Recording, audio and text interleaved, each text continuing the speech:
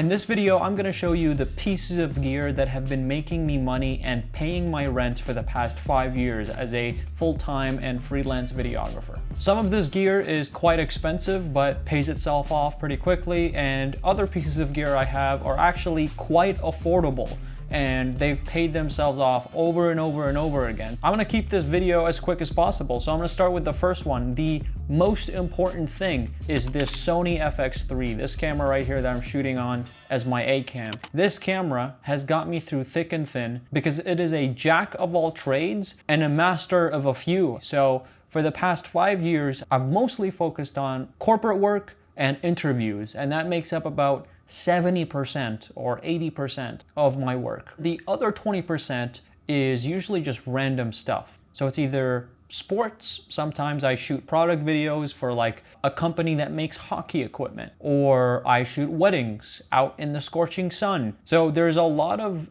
different types of shoots that require different abilities that whatever I throw at this camera, it just keeps doing it without issues. If I need 4K 120, it's there with just a 1.1 times crop. If I need to shoot in 35 Celsius sun for multiple hours, it never overheats on me, even when I shoot 4K 60 consistently. Sometimes my clips go over 3 minutes long if I'm shooting a wedding and it's outdoors, and sometimes I instead of rolling for 10 seconds and then cutting, sometimes I just roll for 2 minutes straight, getting different types of angles because it's just fast paced. Sometimes I'm shooting in really cold scenarios. Sometimes I'm shooting in low light scenarios. Sometimes I'm shooting with people who have an FX6 or a Burano or an FX9, and the FX3 works for that. So literally in every single situation I have ever been through as a videographer who does a variety of different jobs, this camera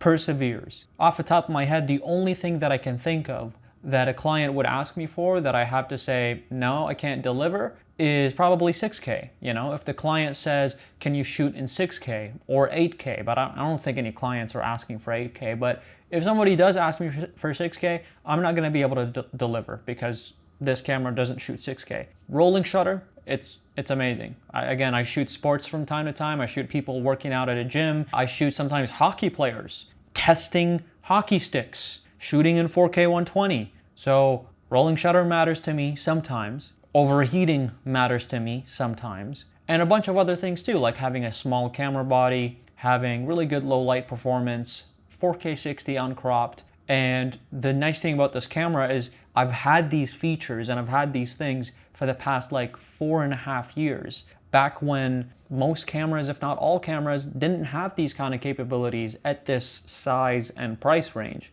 Now the second thing, which is really similar, that has been making me a decent amount of money, is actually the A7 IV, which I'm shooting on right over there. And the reason I left this camera is because, well, first of all, it's a great B cam to the FX3, but also it's great for photos. And when you have a camera that does really good photos, what you can do is upsell your client, depending on what you're shooting and who they are, of course, on doing some photography. I've had a couple shoots last year where I had to go into a small restaurant and do like a shoot for some of their new menu items and create a recap video out of it. And the client was like, hey, can you actually take photos? And I was like, yeah, I can take like a few photos of each of the menu items, and that's gonna be an extra $600. And they're like, okay, cool. So right there, I was already bringing the A7 IV as a backup, and it's already my B cam if I ever needed it. But just because I offered to take a few photos and edit them on Lightroom, which took me like an hour and a half, I was able to upsell them on photography.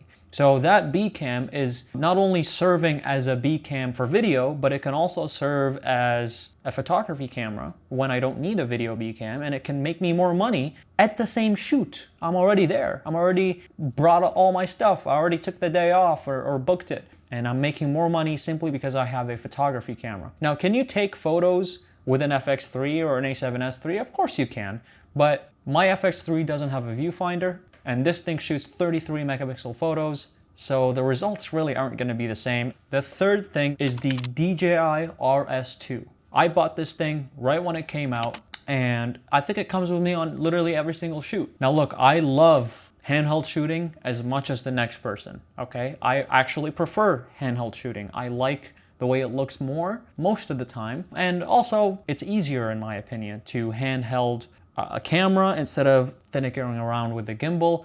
But the thing is, when you're doing a lot of corporate work, and when you're doing work for clients that aren't artistic and they're not looking for narrative filmmaking or music video vibes or whatever, usually they're just looking for smooth video. I've had this before in the past where I've literally shown the clients through a director's monitor, like, hey, are you liking these shots? And they're like, yeah, this looks great, but is there a way to lower the camera shake on this? Mind you, I was like properly rigged out on a camera rig, and I was like tucking in and doing nice little small but contained movements, and there was barely any jitter, and I was using IBIS. So I wasn't just hand-holding the bare-bodied camera. No, I was like being super conservative with the camera shake, and I thought I was getting pretty stable footage, which I was. But the client still saw a little bit of shakiness, and to them, they perceive that as unprofessional, because they think that when they see a smooth video with zero camera shake, that's what screams professional to them. And so it's more of like a keeping the client happy type thing. So now,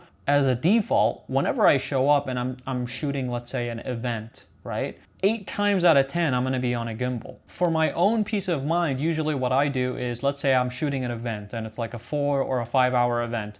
I'll spend 2 or 3 hours getting all the shots that I think I'm gonna need to create an effective recap video using the gimbal. And then the remainder of the 1 to 2 hours afterwards, I'll actually take the camera off the gimbal and get some handheld shots for variety. Because in my head, I want to have that variety for when I'm in the edit and I might need it. The client doesn't understand that. But from the client's perspective, smooth footage equals professional, and that means everywhere I go, I will be bringing my gimbal. And also, it's impressive to them. It's like when you show up with a gimbal that has a side monitor and this and that, it's like, oh wow, this guy means business. So this kind of stuff has been allowing me to get hired over and over again, not just by new clients, but by repeat clients, simply because it's the kind of thing they're looking for, whether I like it or not. Here's something else that's been making me a lot of money. The Deity PR2. And right before that, I actually had the Tentacle Sync mic, Tentacle Sync E or whatever it's called.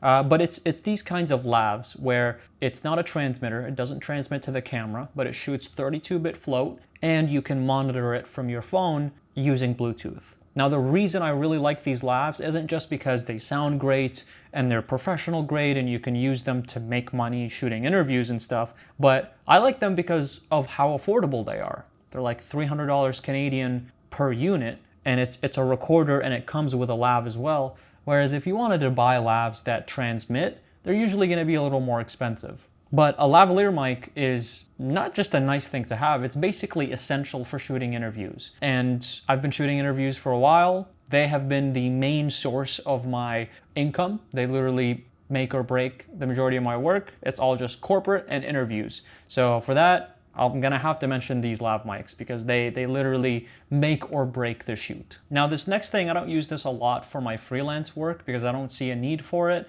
but for my full-time job, where a lot of the times I do off-the-cuff interviews at events and I don't wanna have to lav every single person that I interview, this has been an amazing investment that I made like 7 years ago, back when I first started doing videography. The very original Zoom H1. This Zoom H1 is not only so affordable, but man, like it's such an easy thing to turn on, start the recording, and just give to somebody while I interview them. And first of all, it gives them something to hold so they don't feel awkward with their hands. But second of all, I feel like for just off-the-cuff interviews at events, this actually kind of looks nice. It makes it look official. I see a lot of people turn their heads as they walk by. They're like, oh, what's going on here? Is this like a news segment or whatever? But like, not only does it look nice like a traditional handheld mic, but also it sounds really good. We usually have booths at Comic-Cons all over the world as well. Not this one. I came here to come and check it out and see if I want to do it next year. Wow, that's awesome. So why these characters? Were you asked to, don these characters? Or is it like you're just so passionate about these? I thought that I needed 32-bit float for this, but what I realized is if you just lower the gain to like 20 and give it to somebody, even when they scream like this, it doesn't clip because the gain is pretty low. And when they're speaking normally, I find that all I have to do is up the gain by like 6 to 12 decibels, and it sounds pretty good. And for event work, off-the-cuff interviews, it is great. And so the fact that I literally paid, what, $100 for this like 7 years ago, and I'm still using it for my full-time job almost every single event I shoot, this is probably one of my favorite things. There's another thing that's been making me a lot of money. This manual zoom lens, this is like a telephoto full frame lens. This is not a sharp lens. It doesn't have autofocus. It's cheap as fuck. But I got it for free. You can also probably find this on eBay for like 50 bucks. And I've been shooting almost every single corporate shoot with it when it comes to, let's say, conferences or even weddings, anything where I need to, let's say, shoot a podium, people speaking at a podium for multiple hours. And I need, let's say, 150 or 200 millimeter. This has been perfect. And I've been charging serious day rates. Of course, I have other higher end gear that's newer. I have an FX3, A7 IV, a bunch of autofocus lenses, but I don't have a telephoto autofocus lens. I don't have a 70-200, I don't have any of that, but I do have this. I paid nothing for it because somebody gave it to me. And I've been shooting with it for the past 4 years. And it's been on every shoot that I go to where I need to shoot a podium or something from far away, and it does the job perfectly. And guess what? I didn't spend a dime on it. So sometimes I realized from this lens that I don't need the latest and greatest of everything. Sometimes it's better to save a bunch of money on something and then just use it for your professional work. It's okay that I'm not using a lens that just came out 2 years ago. This lens came out in the 90s and I'm being paid handsome money to shoot corporate stuff with it. Okay, the last thing, okay, it genuinely is one of the best things that I've purchased, and it helps me make my day rate, which is basically my cart. This is a Rock and Roller R12 cart, and having all this gear does not matter if you don't have a way of bringing it to the shoot. There's just no way to lift all of these Pelican style cases all by yourself. And even if you have a crew of 2 or 3 people, or maybe even more, it's still inefficient to have every single person lug around 2 cases or whatever, instead of just putting them all into one cart and safely pushing that to wherever your shoot is. It makes things more convenient, it makes things more organized, they're all in one place. And also, it makes you look more professional.